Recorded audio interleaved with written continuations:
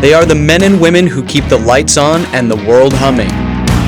From high in the sky to deep underground and everywhere in between, their electrical work is the backbone of some of the country's most incredible projects. Who are they? What gives them their spark? You're about to find out in Wire to Wire, presented by Ideal Electrical.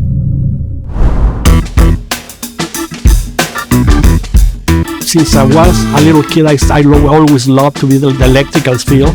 I always had questions how they work. I got a degree as electrical engineer. I was thinking, well, I'm going to see how it feels to be working in an amusement park. So I started thinking, well, in order to answer those questions, probably I need to go to a trade school. And from that point, I started working as an electrician. I love it. And I've been here for 27 years already. And I realized working here that all the parts that we were using on the roller coasters, they were the same parts that they were using in school.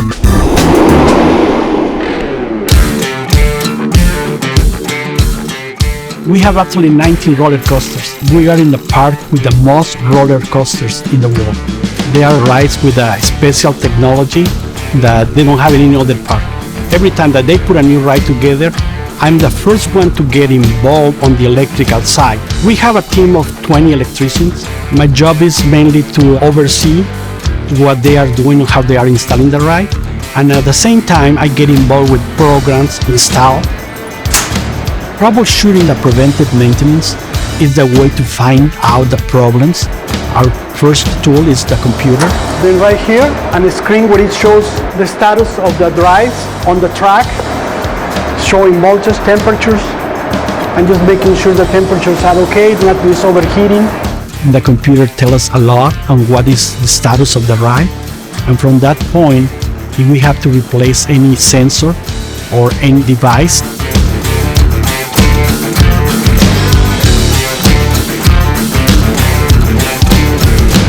this is the tallest, fastest looping roller coaster in the world.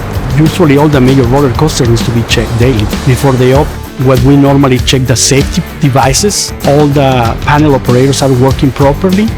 Staying clear from throttle track area, we'll be sending one empty train around the track. Once again, please stay clear on the track.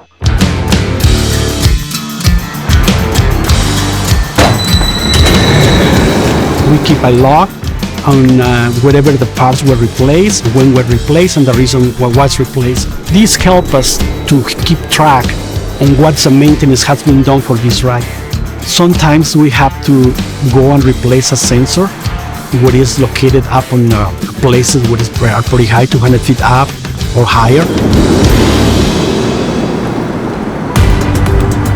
The utility company provides 16,000 volts. These power supplies are called frequency drives. These are the frequency drives who are controlling the drive tires for the train to move into the station. They are okay. And the reason that we are changing the frequency is to control the speed of the train. So in that way, we can always control the speed precisely to control the speed on the loop. This ride has linear motors. These linear motors are producing an electrical field when they are powered. And also, they have a tracking system that detects the position of the train. And the train itself has permanent magnets. These permanent magnets combined with the magnetic field that these motors are creating is what is creating the propulsion out. That's why the train takes off so quick. At the end of the day, when you got your job done the way that you would expect, and you feel proud, you feel that sensation that you did a good job. I encourage anybody to get into this field. If you really like to be involved with electrical equipment, this is a trade for you.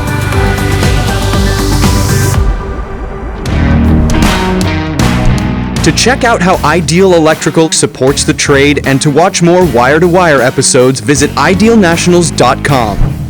And tune in to the 2019 Ideal National Championship, December 15th at 8 p.m. Eastern on ESPN2.